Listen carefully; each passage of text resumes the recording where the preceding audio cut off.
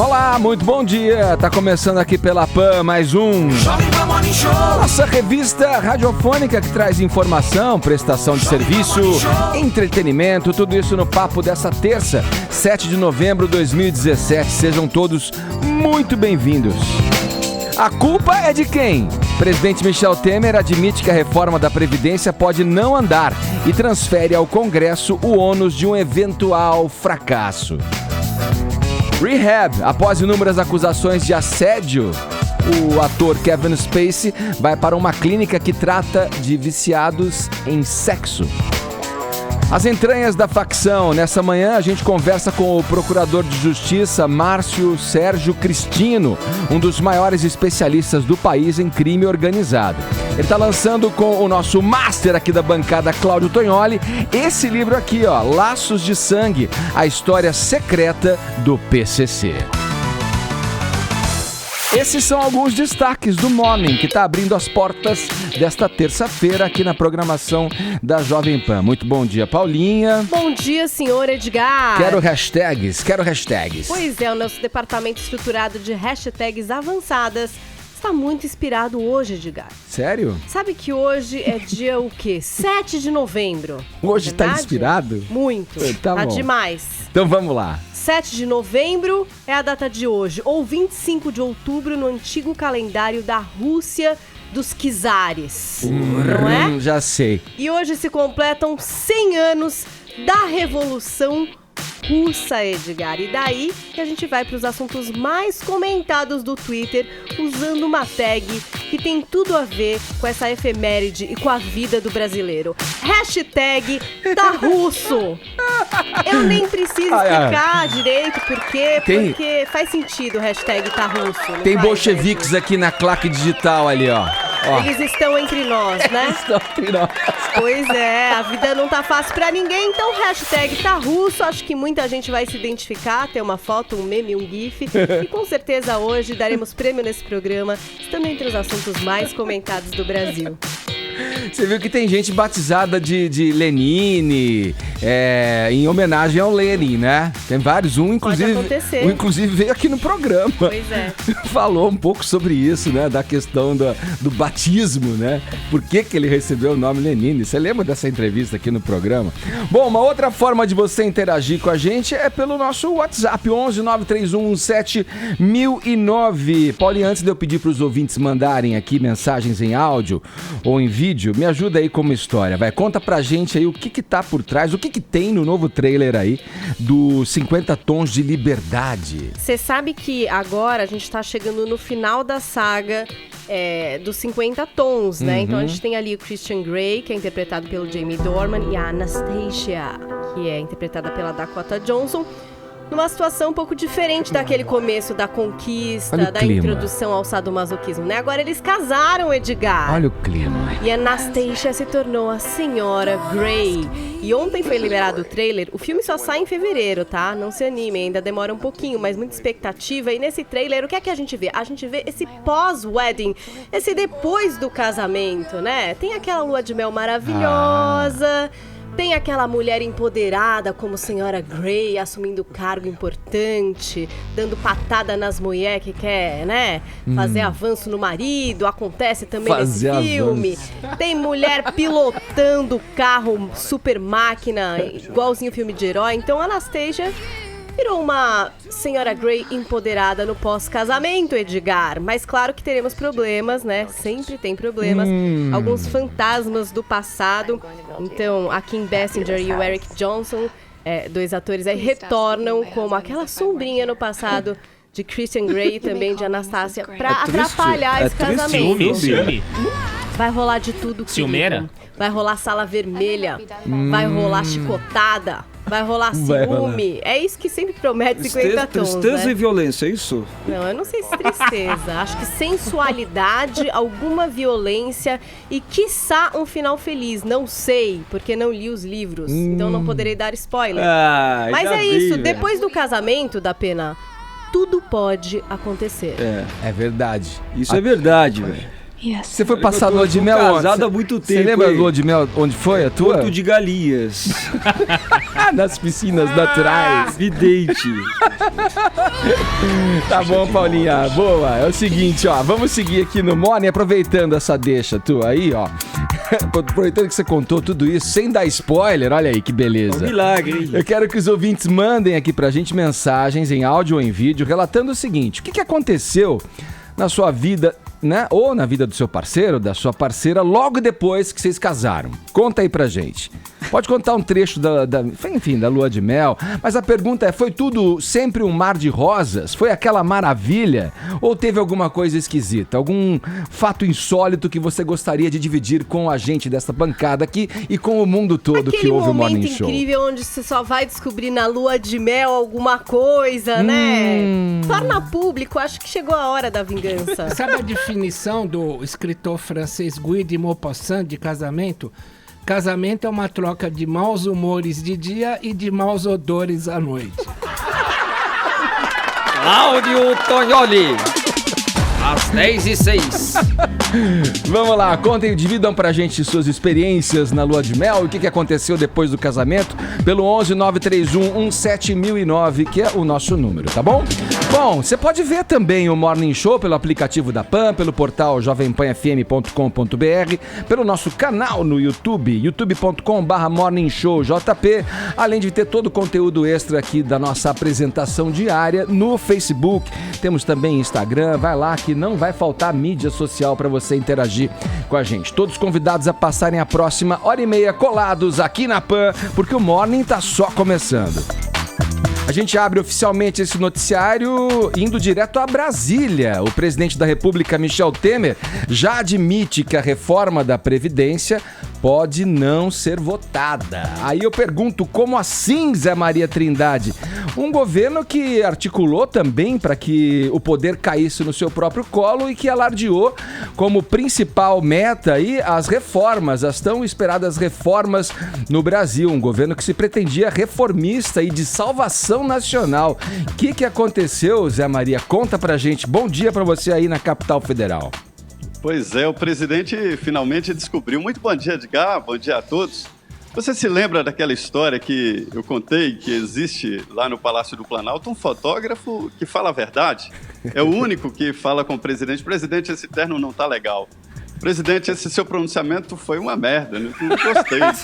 E esse daí não toma, ou ele toma uma dosezinha da cachaça itaiobeira que você tanto fala? Não, ele é naturalmente assim, de cabeça feita naturalmente assim. E aí ele saiu de férias, a impressão que tem é que ele voltou e disse, presidente, essa história aí dessa reforma, isso não vai rolar não, viu? Pode jogar a toalha. Mas o fato é que finalmente o governo descobriu que não será votada a reforma da Previdência. Olha, nós já demos aqui na Jovem Pan de que a equipe econômica trabalha muito com expectativa, né? A economia tem muito isso, a expectativa, né? E se jogar a toalha dizendo que a Previdência não será aprovada, isso significa um impacto na economia do país, porque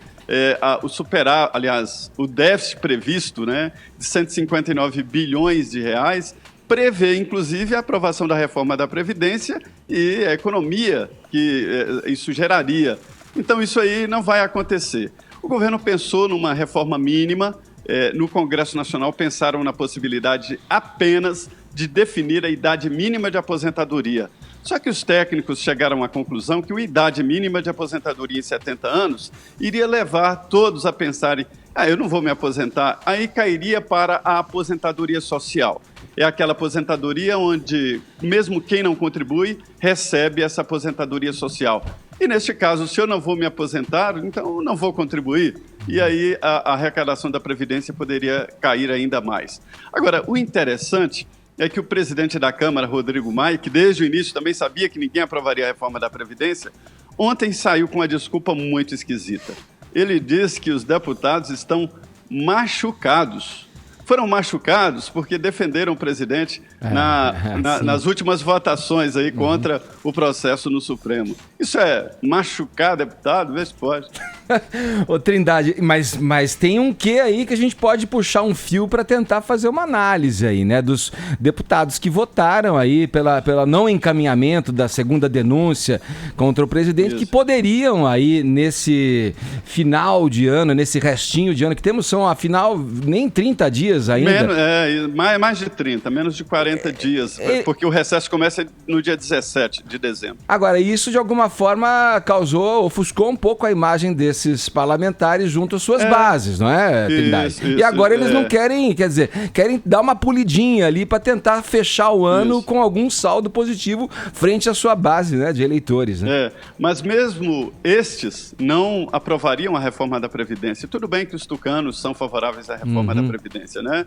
Mas são necessários 308 votos. O governo fez contas e nunca concluiu que chegaria a isso. Então, toda aquela movimentações, e que foi um dos motivos, né, da queda de popularidade do presidente, ou a extinção da popularidade do presidente, né, isso não se viu para nada, foi só confusão.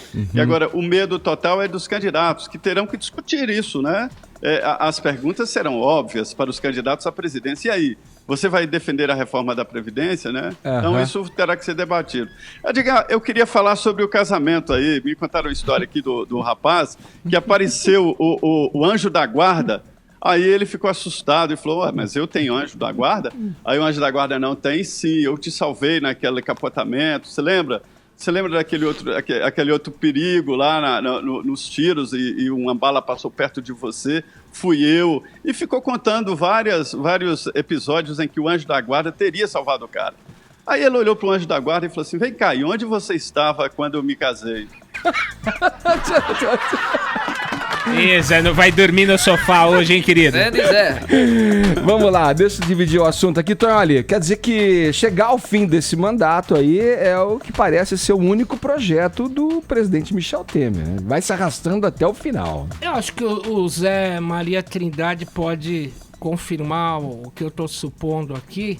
Primeiro, o Temer vai se esmerar em congelar o aumento do funcionalismo público e aumentar a alíquota de contribuição previdenciária do funcionário público de 11% para 14%. Enquanto isso, ele vai tentar, já que ele gastou 36 milhões em emendas parlamentares para salvar o Aécio, ele vai tentar compor com a parte aecista do PSDB. E já há gente do PMDB que diz que o Temer, em troca dos 22 votos do PSDB a favor dele aí na votação, ele teria perdido o apoio de 200 deputados. De qualquer forma, enquanto ele vai ficar naufragando nisso, o Rodrigo Maia tem um projeto particular de poder. É fazer com que entre os dias 10 e 16 de novembro a Câmara se fixe em questões da segurança pública. Ele quer deixar um legado de que ele, Rodrigo Maia, é o único que está preocupado com a segurança pública do Brasil. Eu não sei o que o Zé Maria Trindade acha do que eu acabei de falar. Fala, Zé. É isso mesmo, o calendário político é diferente do calendário nosso de cada dia. Já é 2018 na política, esse desespero do PSDB, que tem pesquisas próprias indicando que nenhum tucano será eleito, é o mesmo desespero dos outros partidos políticos. E aí os pretendentes aí a cargos no governo, né, governo estadual e federal, querem trilhar aí por um caminho novo. E o Rodrigo Maia está mesmo querendo disputar o governo do Rio de Janeiro, talvez a vice-presidência da República, né? Dependendo do candidato. E ele, animado por vários líderes, tomou a iniciativa da pauta, vai sim se concentrar na segurança pública e isso para o Rio de Janeiro é mesmo fundamental, né? A segurança pública no Rio de Janeiro é assunto de primeira linha. Eu diria até que não é só Rio de Janeiro, não. A violência é nacional e a novidade é que se interiorizou. Cidades pequenas, de 20, 30 mil habitantes, estão convivendo com uma inédita violência. Então, esse é o tema principal e o Rodrigo Maia sabe muito bem disso e sabe usar esse sentido. É isso mesmo, Tonholi. 2018 já está aberto e o desespero é total por aqui, que ninguém vê aí ainda como será a disputa do ano que vem para a presidência. Olha, são percevejos, como disse o ex-presidente Itamar Franco, e como tal eles precisam da vaca para se sustentar, né? Do sangue, e estão sentindo que isso pode fugir, que pode sumir, né?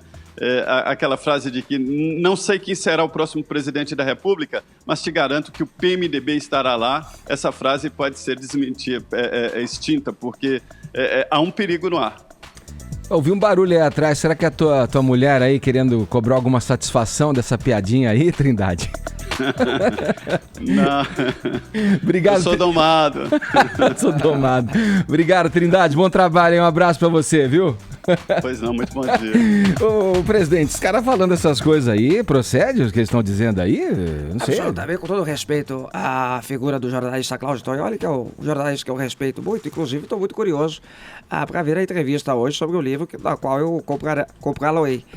E também quero participar do WhatsApp, né? Até porque depois que eu casei com a Marcela, minha vida foi de vento e polpa. Tá certo. Olha aqui, ó. Vamos falar do figura que é o dono dessa voz aqui, ó. Americano sem dinheiro no banco, sem parentes importantes e vindo do interior. Olha lá, ó. Estamos ouvindo o Belchior aí, apenas um rapaz latino-americano.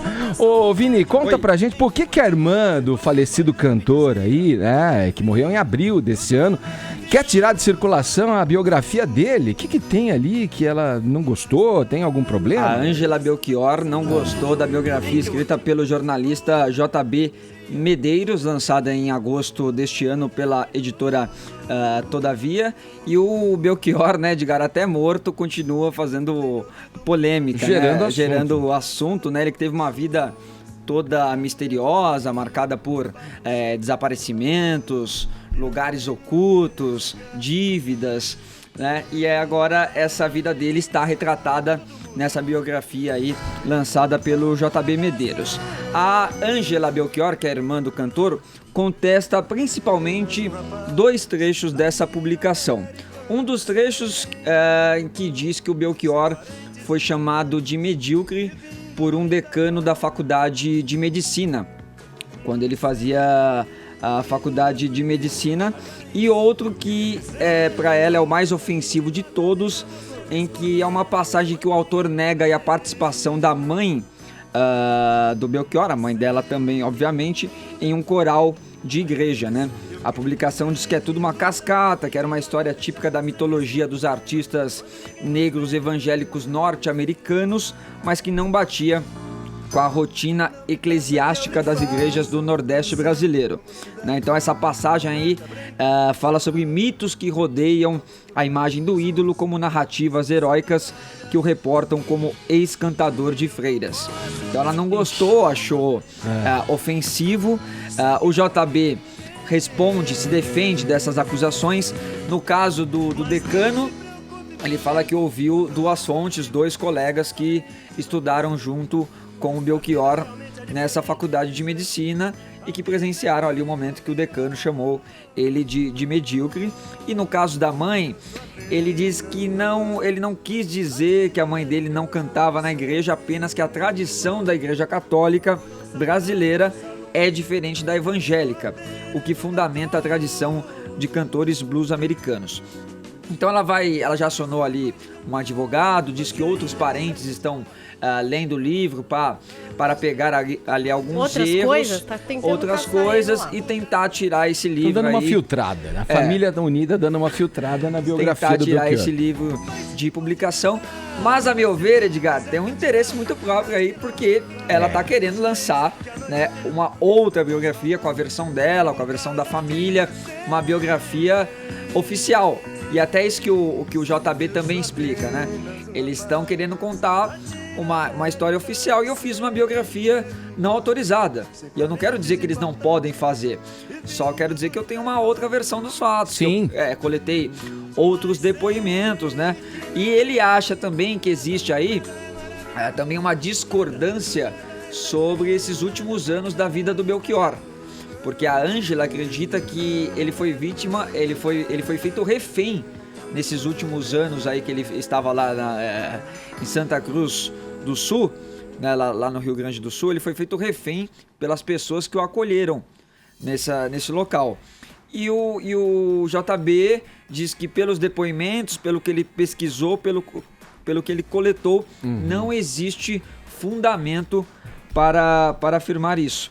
Então existe aí divergências sobre o Belchior, e até com razão, né, Edgar? Porque a vida dele realmente era um mistério, né? Foi um turbilhão. E aí, dentre dessas coisas excêntricas que aconteceram, aí foi o abandono de um Mercedes branco no estacionamento que gerou uma dívida milionária. Aqui do aeroporto Congonhas, em São Paulo, né? Que é um fato insólito por si próprio. Né? Exatamente. Agora, essa polêmica em torno das biografias não é de hoje. A gente tem recentemente aquela explosão atômica em torno da biografia do Roberto Carlos, né? Lançada aí, ou pelo menos foi feita uma tentativa de se lançar uma biografia de autoria do Paulo César Araújo, um cara super sério, um cara que já tinha escrito outras coisas referente a artistas brasileiros, aquele livro Eu Não Sou Cachorro Não, onde ele fala, né, faz uma ligação entre a fase da ditadura militar e os chamados cantores e compositores bregas. É espetacular. Quer dizer, teve toda a manifestação aí do Procure Saber, né, em torno da biografia do Caetano Veloso, o que era direito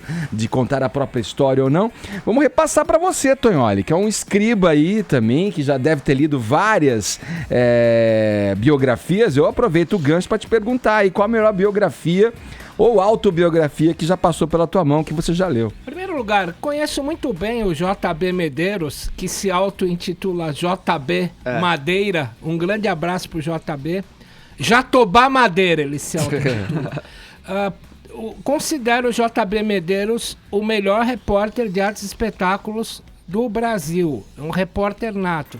Agora, a gente tem que parar de Roberto Carlizar a questão das biografias, porque se você pegar, Ed, nos Estados Unidos, nós temos 284 biografias não autorizadas do Michael Jackson. Quantas a família do Michael Jackson quis barrar na justiça? Nenhuma. Porque em países de primeiro mundo costuma funcionar assim, a exceção da verdade. Se alguém escreve uma biografia não autorizada, você faça a tua e conteste, mas não barre na justiça. Concordo com você. Tanto que a melhor biografia que eu li na minha vida, pena que não tem em português, é de um repórter que nos anos 70 escrevia de filosofia no New York Times, chamado Stephen Davis. Ele fez um livro chamado O Martelo dos Deuses, The Hammer of the Gods, a história secreta do Led Zeppelin. O que tem nesse livro é de arrepiar. O que o Led Zeppelin fez? Por exemplo, você vai lembrar, você estava na MTV na época, teve o Hollywood Rock, veio a dupla Page Plant pra cá. E aí eu fiz uma página dupla no Jornal da Tarde sobre a biografia e coloquei na última linha: só não perguntem na entrevista coletiva sobre a biografia, porque eles encerram a biografia. E um repórter perguntou: e sobre a biografia que acusa vocês e tais barbaridades? Eles encerraram a entrevista coletiva na hora, mas nunca entraram na justiça. E o que tem ali com relação a sexo, drogas e rock and roll, e umas barbaridades, tipo colocarem mulheres numa banheira e colocarem mud shark, que é um tubarãozinho pequenininho que vive na lama, na banheira junto com a mulher. É uma barbaridade, eles nunca impediram isso. Você vê? Caramba, meu. Achei que eles iam falar só de plágio nessa. É só em países de terceiro mundo que você tem aliás, que aplicar a biografia. Você falando aí, me lembrei da biografia do Bill Graham, que é um tipo Midas da década de 60, um cara responsável por lançar e catapultar nomes como Janis Joplin, Jefferson Airplane. Na biografia dele também tem passagens muito intensas relacionadas ao Led Zeppelin, assim, com surras dos seguranças em pessoas de outras bandas, em pessoas que faziam parte do backstage ali, por questões, assim, totalmente toscas e torpes, o né? envolvimento do Jimmy Page com magia negra. Sim, o consumo de cocaína. Heroína. Eu acho que tá aí, é livre. Então, cada um conta a sua história, e né? nessas biografias não autorizadas, às vezes você encontra essas versões mais polêmicas, né, Edgar? Com passagens que talvez não agradariam realmente a família, né? Porque a pessoa da família vai fazer ali uma versão dela, não vai colocar algumas passagens que realmente atentem ali contra a pessoa. Agora, como o Tonholi falou, que a família conteste ou se até se achar vítima de alguma calúnia, difamação, entre na justiça. Mas tentar tirar a publicação de circulação é um autoritarismo, como o próprio JB Medeiros falou, e até um tipo de censura. E alguém mais quer citar a biografia favorita aí, rapidamente? Paulinha, Vini? Eu gostei da Bia, né? Casão. Você leu a Bia, Tonholi? Das 400 páginas eu li 550. Vamos girar o assunto aqui no Morning Show. É hora da gente falar do ator Kevin Spacey, cuja reputação foi parar lá no pré-sal. Depois de uma avalanche de acusações aí de assédio sexual, ele deu entrada numa clínica para tratamento de viciados em sexo, que fazem, Paulinha, aí uma clínica que parece que é um clube de Hollywood, né? Porque o próprio Weinstein tá lá, né? O Harvey Weinstein. Estaria também se tratando... Vários atores. The Meadows. Eu pensei a mesma coisa que você. Gente, o que é essa clínica? Eu até entrei no YouTube e coloquei no meu blog alguns vídeos que mostram... Um clube fechado. Quem são os profissionais, como que é o interior dessa clínica. Porque realmente a gente acaba ficando curioso para entender, né, o que essa clínica tem de especial, mas deve ter um certo conforto, porque vai custar por mês $36 mil. Pro Kevin Spacey. Deve ser uma imersão, né? Ele deve ficar lá, hospedado, comida. Eu imagino, tô imaginando aqui esse tratamento do Kevin Spacey. Eu li a matéria, tem campo de golfe, tem acupuntura, tem passeios a cavalo. Só não tem mulher. Não deve ter, porque tem outros... É pra quem é viciado, não só em sexo. Pode ser em remédio, em outras coisas. Sim. É uma clínica especializada... Em vícios, exatamente. Então ele tá lá, se internou nessa clínica... O que é uma coisa que basicamente obrigatória para quem tá passando por esse tipo de acusação. Se não for pra cadeia, como é que vai enfrentar isso daí? Tentando se curar? Posso levantar uma pulguinha aqui? Pode. Parece um protocolo para proceder diante de tal situação na carreira de um... Eu acho que é um protocolo também de retenção de crise. Mas o que você vai fazer da vida, Edgar? Se estão te acusando... de ser um assediador aí das pessoas, é uma pessoa que não sabe se portar. O assédio está relacionado ao vício em sexo? Até porque são fatos relacionados a um tempo muito pra trás, passado, né? Quando ele tinha 26 anos, de repente ele tem uma conduta, ele tem uma questão aí pra resolver. Acho que faz parte, porque a pessoa vai seguir a vida sem nada, então tá bom, continuarei aqui do jeito que eu sou, sem nenhum emprego.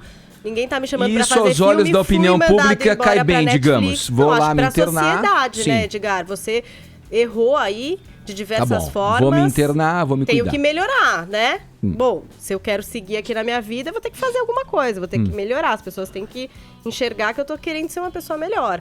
Já não tá mais na Netflix. A produção da última temporada de House of Cards... tá em suspenso. Tem muita gente que aposta que ainda possam matar o Frank Underwood e continuar com a série. O que daria pra acontecer. Porque na vida as pessoas morrem, né?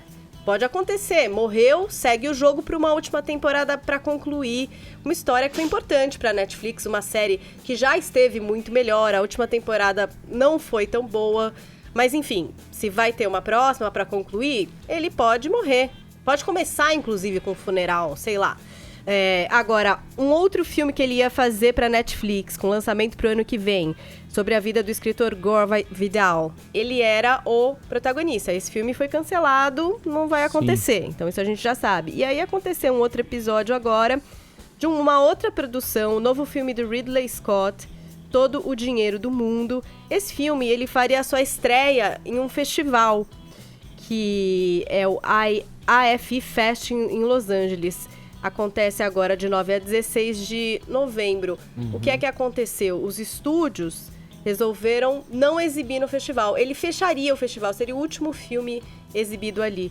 Não vai acontecer. Eles preferiram, a TriStar Pictures preferiu tirar do festival e fez um comunicado dizendo, por conta das acusações sobre um dos seus atores e por respeito aos afetados, seria inadequado realizar uma festa de gala neste difícil momento. Por consequência disso, o filme será retirado do festival. Essa produção, eu até assisti ao trailer já, e é um filme que me interessou, porque traz uma história verídica ali da década de 70, quando o neto do magnata John Paul Getty é sequestrado. Então, o Kevin Spacey faz o Getty nesse filme, e ele nem é o protagonista, porque na verdade é a história do neto sequestrado e da mãe. A mãe não era uma Getty, ela se casa com um Getty e tem o filho, né? E aí os caras começam a negociar com a mãe, que é a Michelle Williams, o resgate desse menino, porque o avô trilhardário, magnata, e aí ela não tem dinheiro, enfim, começa uma negociação, e aí o personagem do Mark Wahlberg, eles são os protagonistas, a Michelle Williams e o Mark Wahlberg, entra pra encontrar o menino, pra descobrir onde ele tá, né?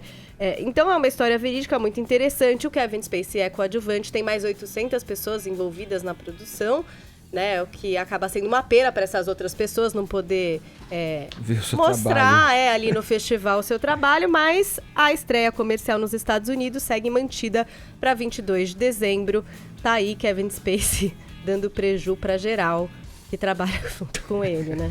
Vamos lá, 10h31, horário de Brasília. Seguindo com o Morning dessa terça-feira, vamos lá, seguindo agora com o nosso convidado que já está entre nós. A regra número 1 de qualquer cartilha de guerra é a que diz o seguinte: para vencer o inimigo é preciso conhecê-lo profundamente. Nosso convidado dessa manhã dedicou boa parte da vida ao combate ao crime organizado, sempre seguindo a tal regra número 1. Seu conhecimento sobre o modus operandi daqueles que transgridem a lei está expresso, por exemplo, no livro Por Dentro do Crime. E nessa obra recém-saída do forno, Laços de Sangue, a história secreta do PCC, para você que nos acompanha em imagem, vê aqui em minhas mãos. Escrita em parceria com o nosso colega de bancada aqui, Cláudio Tonholi. É com prazer que a gente recebe aqui no estúdio do Morning Show o Procurador de Justiça, Márcio Sérgio Cristino. Bom dia, bem-vindo ao nosso programa de rádio. É um prazer recebê-lo aqui.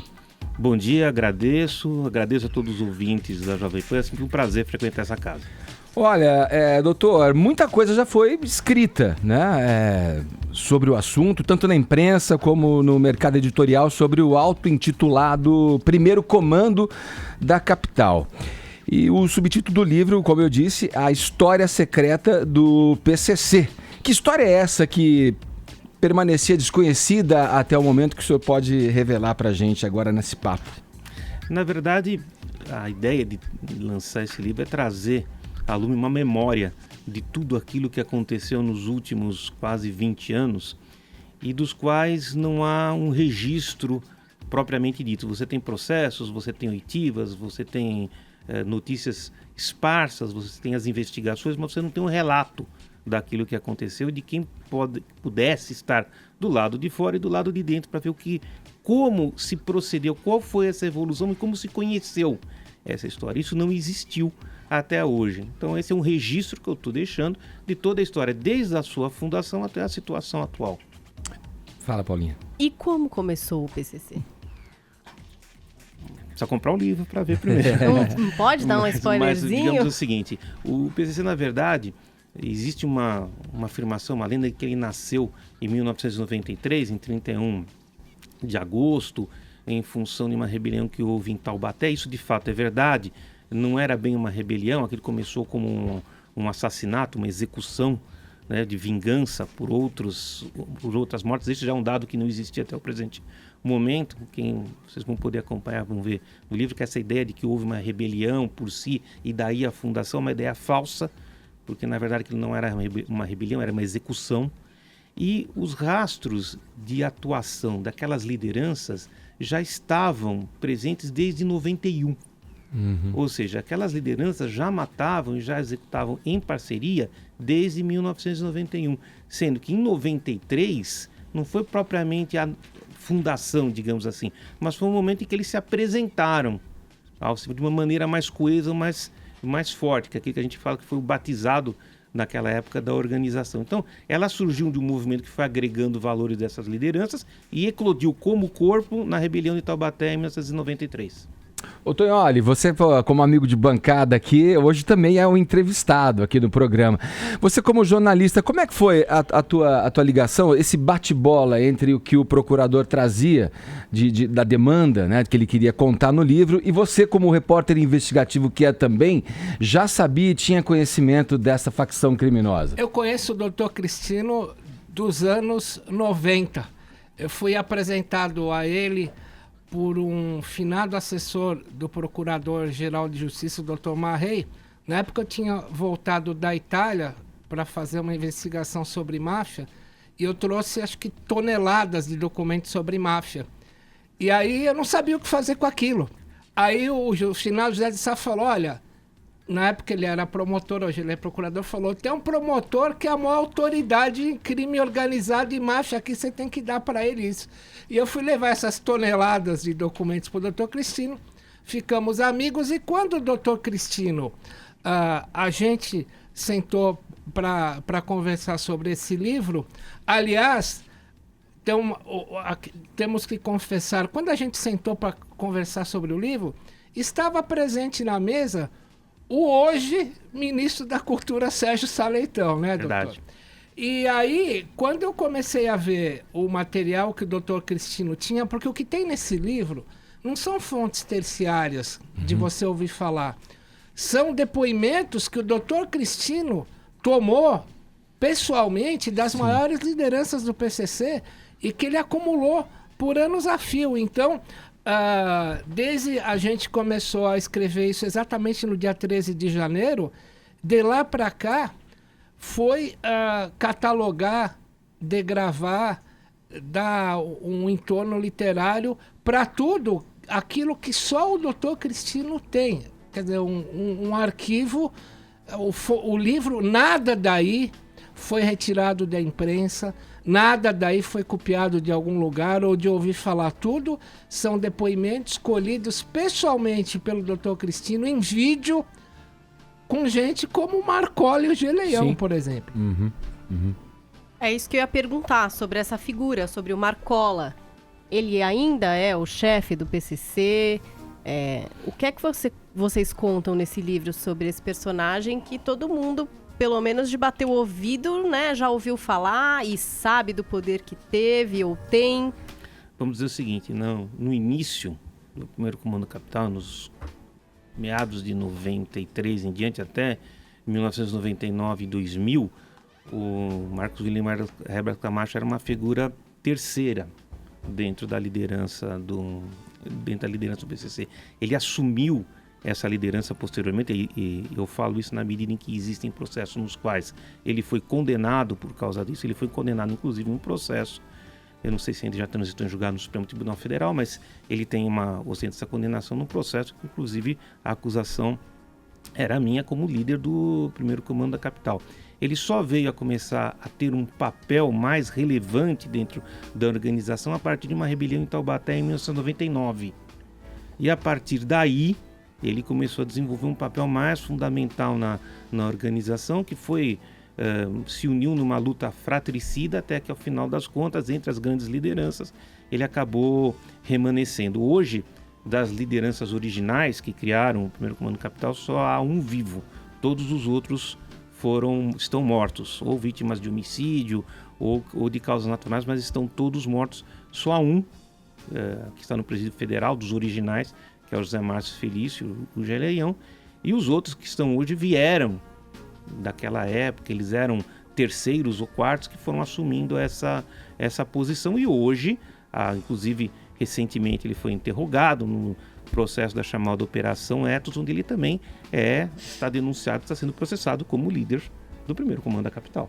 Queria fazer uma pergunta para o procurador, que vale também para o Tonholi. Existe algum receio, algum medo de trabalhar nessa área e de escrever sobre esses assuntos, Tonholi, que envolvem o crime organizado?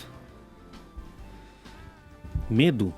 Então, todo mundo me pergunta isso. Eu acredito que, se bem que eu acredito que o trabalho correto é um trabalho que não causa essa relação de adversariedade, digamos assim. Então, eu não tive grandes problemas com isso. Agora, é fato que eu tenho algumas cautelas que são poderiam ser denominadas cautelas excepcionais. A minha própria presença aqui demonstra o modo como eu cheguei aqui, demonstra isso.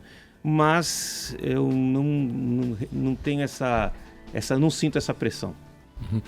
E para o Tognoli também não tem nenhum receio, nenhum medo de falar sobre isso, de escrever sobre isso? Bom, quando saiu o livro, eu preciso falar, quando saiu o livro Assassinato de Reputações do Romeu Tuma Jr., metralharam a casa do Tuma, né? Saiu até no Datena, viu? Enfim, mas eu acho que o doutor sabe melhor que eu. Quem não mente acaba não criando esse tipo de resposta. Acho que as pessoas ficam muito indignadas quando você ataca elas com adjetivos. Quando você traz fatos, e esse é um livro todo baseado em fatos, tudo que o doutor colheu esses anos a fio, você está sendo preciso. A pessoa só começa a se sentir muito incomodada quando você vai para cima da família e quando você usa adjetivos. Quando você é preciso, o cara reconhece, ele fala, bom, é isso aí mesmo. Olha aí. Doutor, não é difícil, não acho que seja um absurdo comparar o PCC a uma sigla partidária como as que existem oficialmente por aí.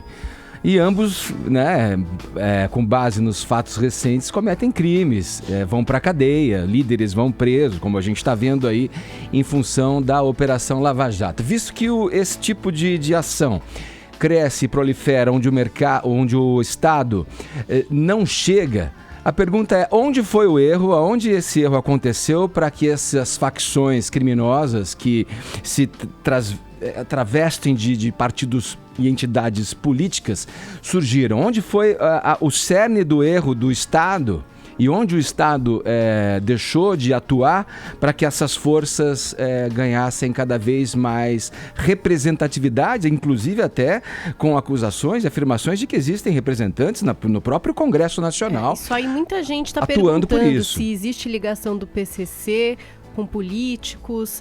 Tem muita gente perguntando aqui na internet. A ligação do PCC com políticos, da maneira como está sendo questionado, é mais uma lenda do que propriamente uma verdade, né? A atuação deles não tem esse campo, eles não afetam essa área, eles não têm esse contato de uma coisa com a outra, né? Isso se dá muito em razão da comparação que se faz entre o primeiro comando da capital e a máfia na Itália, que tem suas conexões, e logo aqui se faz por analogia, olha, se lá eles têm, aqui eles devem ter também. Mas fazendo, desculpa interromper o senhor, mas fazendo o reverso, por que isso não poderia acontecer? Porque a situação na qual o PCC criou, nasceu e se desenvolveu não guarda conexão ou relação com o aspecto político. Eles não nasceram, se criaram e se desenvolveram dentro do ambiente político, digamos assim, não político institucional, político. Eles se desenvolveram dentro de uma esfera completamente aparteada desse. Se eles tiveram contato com o poder do Estado, foi um contato que eles tiveram num ambiente quase que de conflito, ou, em algumas maneiras, de alguma flexibilização, mas jamais eles se miscuíram ou quiseram ou pretenderam tomar parte do poder político em si. E com qual objetivo a facção foi criada? Olha, se a gente for pensar no que ela foi criada e no que ela é hoje, são coisas absolutamente distintas, né? Digamos assim, o PCC nasceu de uma maneira, ele se alterou várias vezes para chegar ao resultado que ele é hoje. Hoje, o PCC é uma grande cartel, é o primeiro cartel brasileiro de tráfico de drogas. Esse é o objetivo deles, dinheiro, quanto mais melhor, a maior maneira de ter lucro, quanto mais eles objetivam o lucro, e pelo lucro eles farão qualquer outro tipo de atividade. Eles podem ser traficantes, mas de repente numa determinada oportunidade aparece um roubo, eles o farão, se aparece um sequestro, eles o farão qualquer coisa, desde que dê o retorno que eles pretendem. E esse retorno envolve inclusive a ideia de que o PCC deve desaparecer, ou seja, evitar ações que sejam cinematográficas, que sejam ações que chamem a atenção. A busca deles é justamente essa, se tornar um anônimo. Cartel. Oi? Ninguém saber que foi o PCC. Exato, anônimo, porque assim eles obtêm lucro e se esquivam da repressão, porque você não vai reprimir aquilo que você não sabe que existe. Essa é a ideia que permeia esse ambiente, a estratégia deles hoje. O senhor falou, pegando um gancho, desculpa, Vini, pegando um gancho aí, o senhor usou o termo ações cinematográficas. Recentemente, e é uma constante já de um breve tempo para cá, dessas ações de assalto a empresas de transporte de valores. Né? Interior de São Paulo, sul de Minas Gerais, você vê que a ação é a mesma. Queima carro, apaga, atira no transformador, fica no escuro, tiros, um arsenal de armas muito fortes, esquemas de carros roubados, importados, blindados, até no noticiário ontem mesmo tínhamos notícia a esse respeito. Então, aí o PCC não estaria aí também?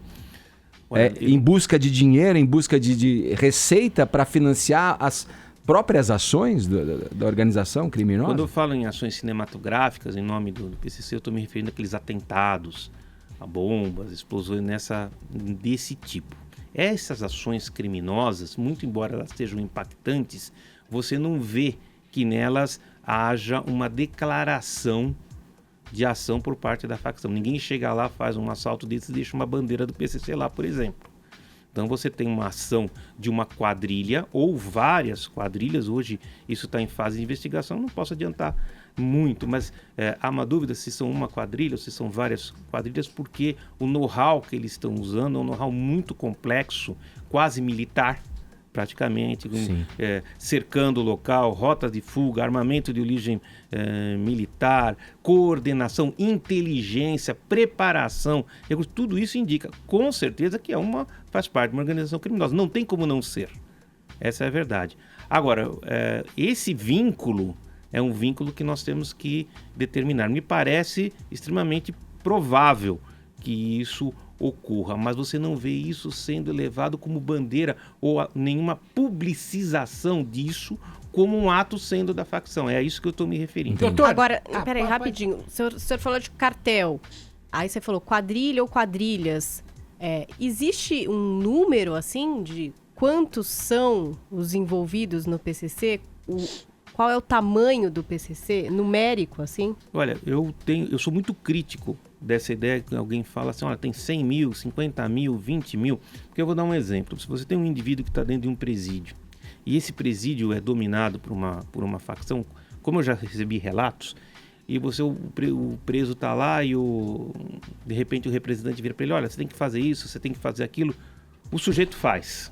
Mas isso não significa necessariamente que ele seja membro da facção. Isso pode significar que ele está sob a influência mas não necessariamente ser um participante.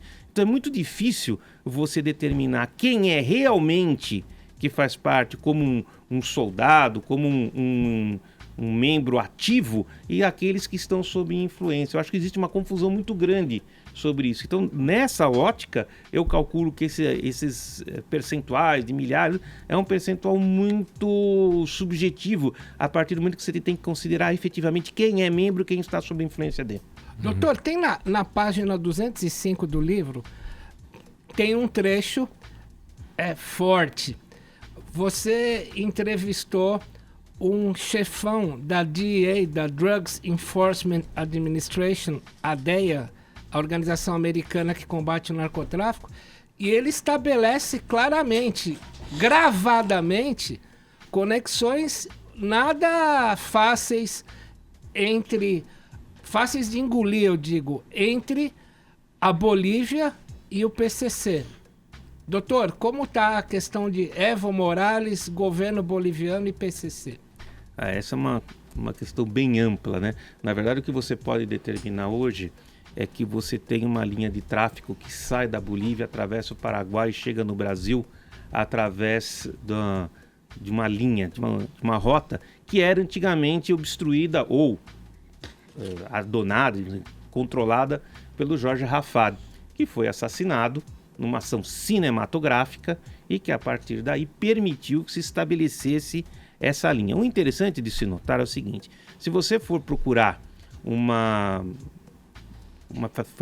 realizar uma pesquisa sobre cartéis, você vai chegar assim, olha, no México você tem Sinaloa, você tem não sei o que, você não sei onde. Na Colômbia você tem Farc, você tem não sei o que, você tem outras. E na Bolívia, de onde o tráfico vem essa linha, quem que você tem? Você não tem ninguém, não há referência sobre o cartel. O que você tem são os sindicatos, aquelas associações, inclusive a Federação de los Cocaleiros de Cochabamba, da qual o Evo Morales, o atual presidente da Bolívia, é também presidente. Ou seja, há uma coincidência entre algumas autoridades bolivianas e a propriedade ou ação como membros de sindicato de produção de cocaína, de folha, especialmente, folha de coca. Devemos lembrar aqui o seguinte, que essa folha de coca produzida nessa região, que é a região de Chapare, é uma folha de coca que ela não é passível de ser usada in natura, ou seja, você não é aquela folha que o boliviano usa para mascar em grandes altitudes para mitigar os efeitos. Esse tipo de folha de coca, ele é ácida e grossa, então se a pessoa for mascar, ela queima a boca. Então aquela produção não pode ser destinada ao consumo próprio. No entanto, ela é produzida em grande quantidade. Então, você associando esse raciocínio, ou seja, você não tem cartéis, você não tem organizações criminosas, pelo menos uma notícia nas pesquisas, tudo que foram feitas sobre cartéis bolivianos, mas você tem essas federações, se torna claro que a transformação dessas folhas de coca e cocaína passa por esse caminho. O senhor está dizendo que o governo de Evo Morales é no mínimo conivente com... Não propriamente, eu não estou dizendo isso propriamente, estou dizendo apenas que existe esse tipo de fazenda, que essas fazendas produzem a folha de coca, que essa folha de coca é impossível de ser consumida dessa maneira como tradicionalmente se afirma que se faz, e que desse fluxo acaba criando a matéria-prima que o Brasil acaba absorvendo. Doutor, eu queria saber se em algum momento houve algum erro do Estado com relação ao combate ao PCC, se demorou para perceber o crescimento dessa organização e se ainda tem alguma solução. Existe solução para acabar com o PCC? Essa pergunta tem duas partes. Vamos dizer o seguinte, é muito fácil para quem está hoje fazendo uma regressão ao passado, dizer assim, olha, deveria ter sido feito isso, deveria ter sido feito aquilo. Só que a gente devemos lembrar que naquela época você não tinha a perspectiva que você tem hoje. Acho que nem eles mesmos sabiam onde eles iam terminar. Isso, praticamente eu não posso afirmar isso objetivamente, mas é uma certeza que eu tenho. Eles não tinham ideia de onde eles iriam chegar. Eles chegaram ao resultado que eles chegaram hoje. Agora, se o Estado falhou, é óbvio que o Estado falhou, porque se o Estado fosse perfeito, isso não teria acontecido, eles não existiriam. Né? Essa é uma ideia.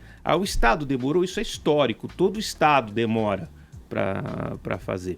Agora, essa evolução toda talvez pudesse ter sido combatido de uma maneira mais eficiente se houvesse uma compreensão desse fenômeno, se houvesse uma interação entre as diversas esferas de atuação do Estado. Acho que isso foi o principal defeito. Faltou interação no Estado nesses anos todos. Agora devemos lembrar que eles caíram várias vezes e que o crescimento deles foi obstado várias vezes. Ou seja, eles poderiam estar muito mais fortes do que eles estão hoje, não estão, porque houve uma ação que conseguiu reprimi-los até um determinado ponto. Eu vou citar um fato que eu acho que é interessante, por exemplo, o modo como essa organização se estruturou e como ela mudou de 2003 em diante. Né? Isso aconteceu muito depois de um fato muito curioso, que foi a presença no mesmo presídio do Marcos Williams Rebar Camacho e do Maurício Hernandes Norambuena, o comandante Ramiro, tenente-coronel do exército cubano, que foi treinado na Alemanha Oriental, igualmente, era um indivíduo, um chileno, que participou do sequestro, só me engano, do Washington Leveto aqui, um indivíduo especialmente treinado para isso, eles ficaram no convívio juntos por um ano, mais ou menos, num presídio em Presidente Prudente. Não era o isolamento, era aquilo que se chama o panelão, onde todos estavam presentes. Depois dessa época, não estou dizendo que foi ele que fez, nem que isso aconteceu, mas depois dessa época, a própria organização se reestruturou internamente. Então ela deixou de ser aquela organização tradicional, piramidal, com um chefe em cima, e passou a ter uma estrutura celular, como é que se fala? descentralizada, com tesouraria, com isso, com aquilo, criou toda uma estrutura em reordenamento interno. Era possível prever isso naquele momento? Muito difícil de prever que ela se reestruturasse daquela maneira, mas aconteceu. Então, até aquele momento, eles estavam sofrendo, digamos assim, sofrendo uma pressão muito grande. Depois disso, eles conseguiram evoluir e dar um salto. Hoje, você pode regredir e lembrar esse fato, mas naquele momento, isso era imprevisível. Fala, Tonholi. Doutor, saiu uma notinha no radar da Veja semana passada, alegando que o Marcola anda falando na justiça que não é mais o chefe do PCC por conta dele se defender de alguns processos. Ele não é mais o chefe do PCC? Olha, ele declarou isso no interrogatório de um processo que ele está respondendo pela Operação Ethos. E só o promotor que trabalha nesse processo, que inclusive é um extremamente capacitado, o Dr. Lincoln Gacchia, que é um amigo, que hoje comanda essas ações, ou pelo menos tem o maior entendimento sobre o PCC hoje, ele que poderia lhe dar essa resposta, porque ele que conduz essas investigações. A gente está aqui no Morning Show hoje recebendo o Procurador de Justiça Márcio Sérgio Cristino, falando do lançamento do livro que ele faz juntamente com o nosso companheiro aqui de bancada, Cláudio Tonholi, Laços de Sangue, esse que você que nos acompanha em imagens está vendo em minhas mãos. Daqui a pouco a gente volta nesse papo, agora 11 em ponto, horário de Brasília. Show. Estamos conversando com o Procurador de Justiça Márcio Sérgio Cristino, que lança Laços de Sangue, a história secreta do PCC. Muito se fala em corrupção no país hoje, e quando o tema é corrupção, a gente já associa diretamente ao Congresso Nacional, à classe política, e não nos atentamos para as pequenas corrupções no dia a dia que cometemos, né? O suborno de um guarda aqui, parar numa vaga que não é destinada a você ali. E aí eu incluo também a corrupção que permite que, digamos, agentes carcerários recebam dinheiro das facções e façam vista grossa. E hoje a gente tem no presídio computadores, celulares, explosivos que entram para que presos possam fazer lá as explosões para fugirem da cadeia. Quer dizer, o senhor, como um homem de justiça, como o senhor vê isso? Porque é uma situação em que nós nos olhamos de uma maneira ridícula. Mas espera aí, o celular funciona dentro da cadeia, mas o sinal fora não funciona. Como o senhor, como homem de justiça, acha que isso pode acabar? E como o senhor vê essa situação atrelada ao fortalecimento de facções criminosas que administram o crime de dentro dos presídios? Vamos dizer o seguinte, a maioria dos agentes penitenciários são profissionais extremamente corretos, né? Que têm condições de trabalho extremamente adversas, poucos recursos, uma remuneração abaixo do que realmente eles merecem. Eu estive, inclusive, com algumas representações deles em Brasília, no Congresso Nacional. Então, em geral, o agente penitenciário é uma classe muito sofrida e que padece com falta de recursos. Evidentemente, assim como em todas as instituições, você sempre vai ter alguém que contraria as normas e que acaba se corrompendo ou não, ou de alguma forma flexibilizando algum benefício, ou introduzindo um celular ou alguma coisa. Isso é possível. Agora, o celular é o núcleo e o coração da organização criminosa no Brasil. Eu acho que o celular é a grande problema e a grande questão que nós temos que enfrentar. Por quê? Porque a partir do momento em que eles criaram as primeiras centrais telefônicas, isso nos anos 2000 até hoje, esse sistema continua operando, continua sendo assim. O indivíduo que está dentro do sistema prisional e tem um celular, ele controla online toda a atividade criminosa que está fora do presídio. Ele tem esse poder de mando, ele tem um poder de controle e esse controle é online, ou seja, ele é imediato. Uma vez, inclusive discutindo isso com um dos líderes do PCC, o José Márcio Felício, eu estava discutindo isso com ele virou para mim e disse assim, doutor, aí um outro colega falou assim, mas o advogado vem uma vez por semana e ele passa a mensagem, recebe a mensagem, e o Zé Márcio disse para mim o seguinte, falou, doutor, entre eu receber uma mensagem e eu mandar outra, passa uma semana o mundo vira. Ou seja, é muito diferente você receber a mensagem e mandar mensagem, e você ter o controle online daquilo que está acontecendo. Eu advogo particularmente a necessidade do bloqueio total do sinal de celulares em todos os presídios, indistintamente. Eu acho que isso é uma necessidade imediata de uma implementação, uma primeira medida que deveria ser tomada. Agora, é verdade. Nos parece óbvio, né? E o que impede isso? O custo é uma questão, mas existem alguns questionamentos técnicos, né, que poderiam ser respondidos. Vamos dizer o seguinte: se você tem um presídio numa área urbana, você teria que limitar o sinal a uma área muito determinada, porque você tem a cidade em volta. Então você não pode bloquear um bairro, por exemplo. Você teria que bloquear um prédio, um presídio, que é uma área geográfica muito restrita. Então você tem essa dificuldade. Por outro lado, você tem um presídio que está, como o de Presidente Prudente, que está no meio da estrada, que não tem nada. Então ali você tem uma conformidade geográfica completamente diferente. Então, para você efetuar o bloqueio do presídio, não há uma solução determinada e única. Você tem que verificar caso a caso e ver qual é o tipo de bloqueio que é necessário para aquele determinado presídio, conforme suas condições urbanas, ou não. Então essa é o grande problema. A outra questão se refere também à comunicação entre as lideranças, né?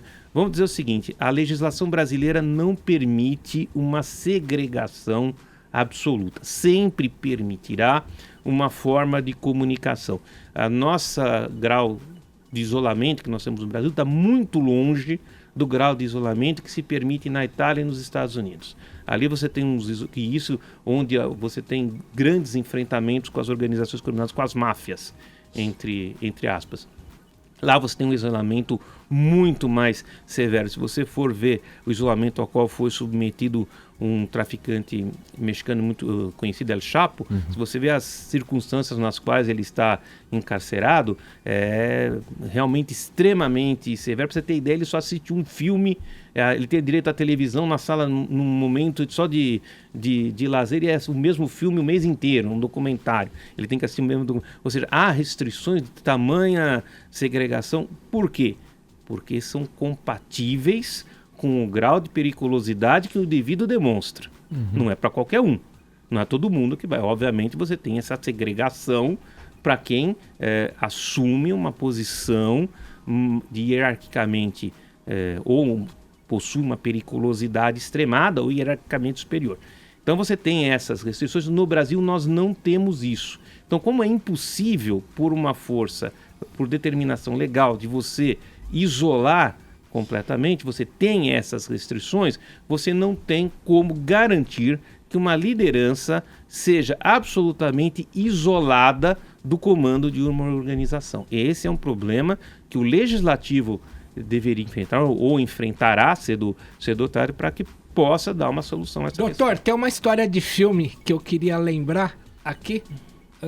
Eu acho que o ouvinte vai gostar. A questão era a seguinte: tem um amigo que hoje trabalha no New York Times, o Kirk Sample, e na época ele trabalhava no Boston Globe, com base na Colômbia.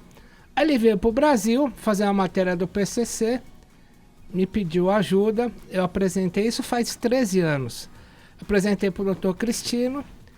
Aí ele estava hospedado num pequeno hotel aqui na Rua Silvia, perto da Avenida Paulista, aqui em São Paulo. Aí o Dr. Cristino interceptou. O que aconteceu? O Kirk conseguiu entrevistar o Geleião, que era o chefe do PCC na época, e o Geleião, segundo o doutor apurou na época, cismou que o jornalista americano era alguém da CIA e expediu um salve de que era para matar o jornalista. E o doutor Cristino interceptou, igual a filme, claro, com autorização judicial, um fax que tinha um e-mail da mulher que ia comandar a ação de extermínio do jornalista, era deborapcc@bol.com.br. Aí o doutor me avisou disso, nós fomos lá, avisamos o Kirk e ele se mandou do Brasil. Pergunta: lembrando que o PCC sequestrou um jornalista da Globo, qual que é a visão que o PCC tem hoje da mídia? O momento que eles sequestraram o o Portanova, ele foi precedido de uma série de tentativas de publicizar anúncios, de publicizar notícias favoráveis à facção que foram recusados pela mídia. Quando a mídia se recusou, em geral, eles inclusive fizeram uma lista.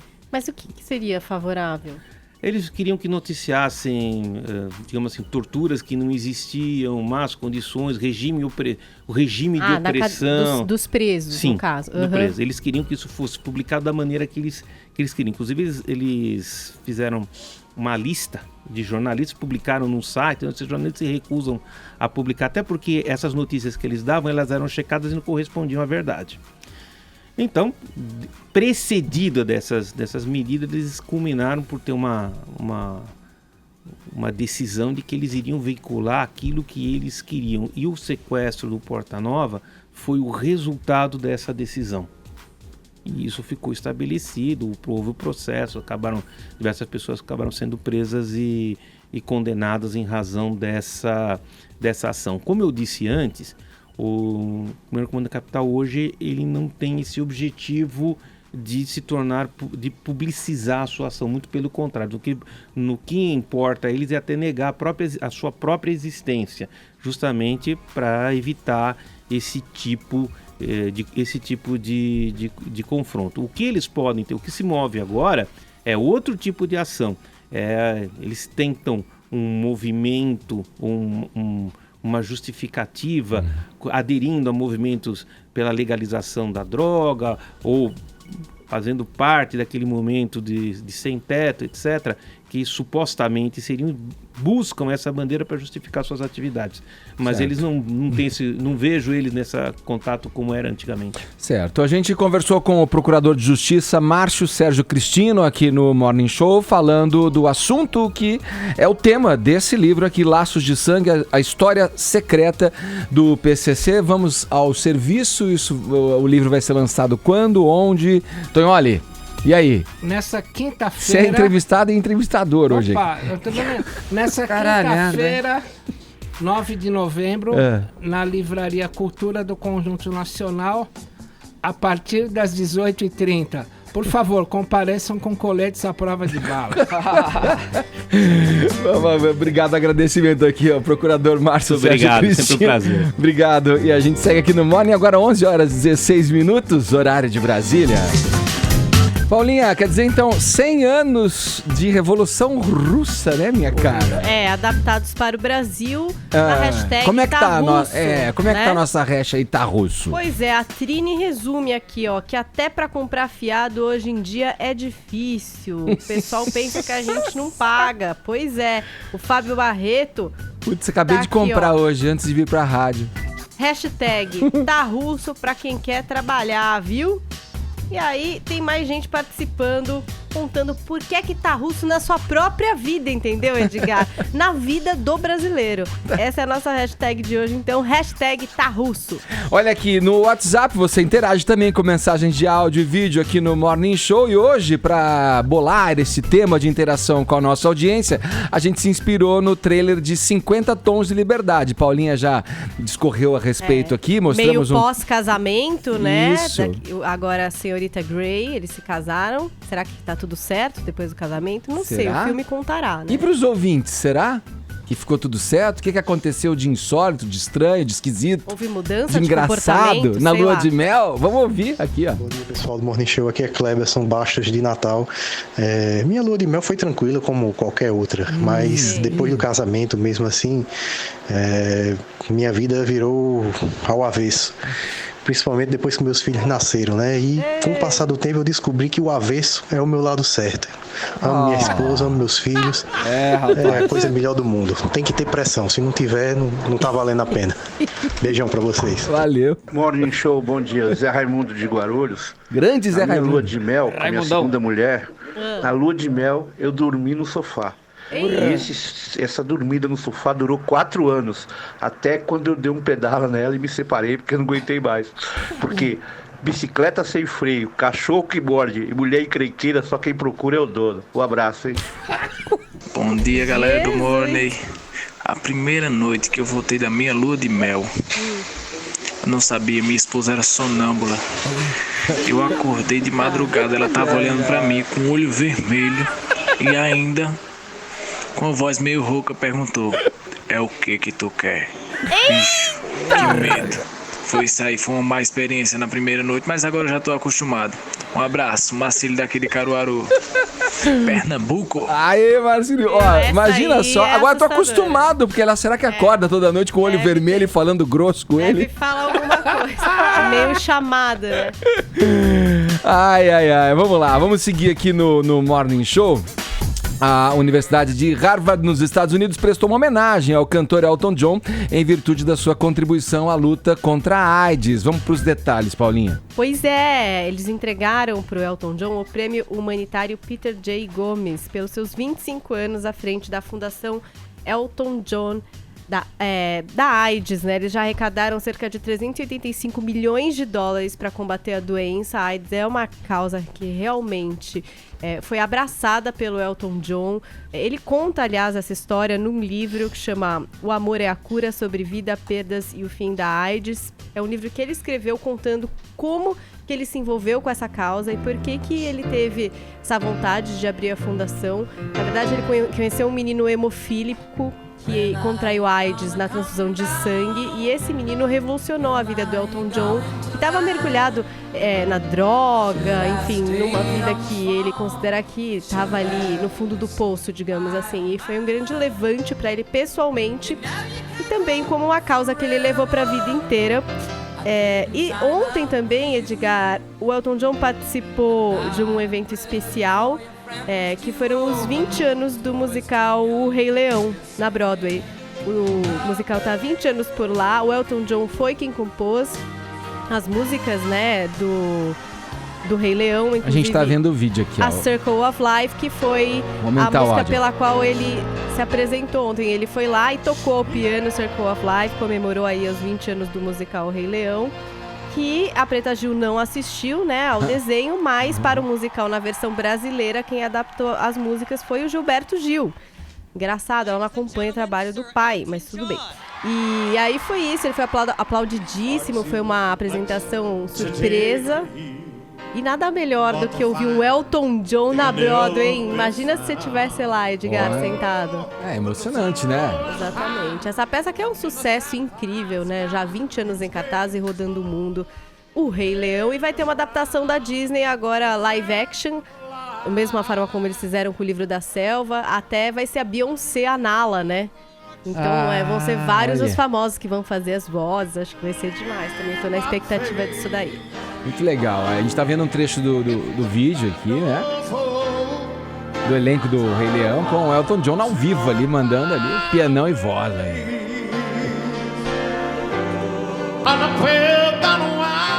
Vamos seguir? Vamos seguir. Já na reta final do Morning dessa terça-feira, a gente fecha o programa falando de uma pegadinha na qual a Anitta caiu. É isso? Eu vi. Pegadinha? Uma fã que sacaneou a cantora, Sacaneou, Edgar. Como é que foi isso? Que queria ali os 15 minutos de fama, né? Pediu pra subir no palco, a Anitta deixou. Vem, aí querida, vem. Aí a fã falou, eu quero me declarar pro meu namorado, quero pedir ele em casamento. Aí a Anitta já imaginou, né? Puta, isso daí vai ser sensacional, né? Olha lá, vamos ouvir. Meu nome é Jade. Olha lá. Tudo bom? Eu tenho 19 anos e hoje eu vim pedir o meu namorado em casamento. Olha lá. Aí a plateia se anima.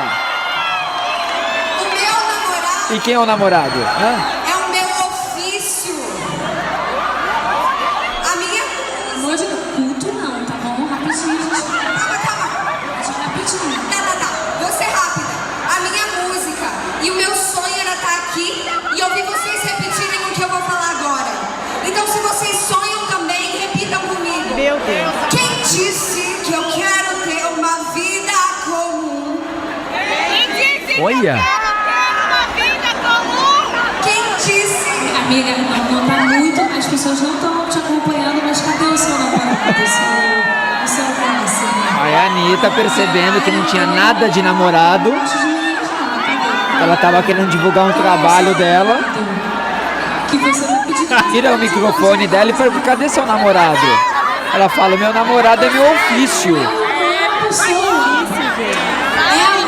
é uma artista, gente. Aí ela dá uma ironizada. Fala, você é um artista, não tinha entendido. É uma intervenção artística no meio do show da Anitta. Exatamente. É uma tentativa, pelo menos. Agora, a Anitta fala ali, né? Olha, você tá querendo que as pessoas repitam, as pessoas não estão repetindo, né? Mas deu pra ouvir, né? Umas pessoas de fundo ali repetindo o que ela tava falando, né? Agora, é a situação, Edgar, do combinado não sai caro. Mas como assim? Se ela tivesse falado pra Anitta... Se ela tivesse combinado, ela não estaria lá. Eu quero divulgar o meu ofício. Como Anitta, assim? tudo bem, vai lá. Imagina. Agora você sobe falando que quer se Pediu declarar namorado em pro casamento, namorado. é. Aí começa a fazer outra coisa, tá certa também a Anitta em interromper. Fala, querida, por favor. Meu amor. Né, Amor, show, seu trabalho. o show tem que continuar. Vai pra um outro palco, por favor. Pegadinha, né, Gugu? Vamos fechar. Temos aqui, Vini, quem é que tá aí pra sortear aí, pra dar o prêmio pro nosso participante do Até WhatsApp? porque bicicleta sem freio, cachorro que morde, mulher encrenqueira, só quem procura é o dono, o vencedor é o Zé Raimundo, Edgar. Grande Zé Raimundo, obrigado pela participação. Aliás, de todo mundo que mandou mensagens aqui, não dá pra ouvir todas, chegam várias mensagens, a gente ouviu algumas aqui que representam aqui a opinião do ouvinte na nossa enquete do WhatsApp dessa terça-feira. E assim ficamos. E amanhã, por aqui. Evandro Mesquita. Grande, pô, Faustão. Galera da Blitz. Vai participar daquele quadro? Meu sócio do Perdidos. Sim. Amanhã vai ser bom o programa. É o Ding Dong? Ding Dong.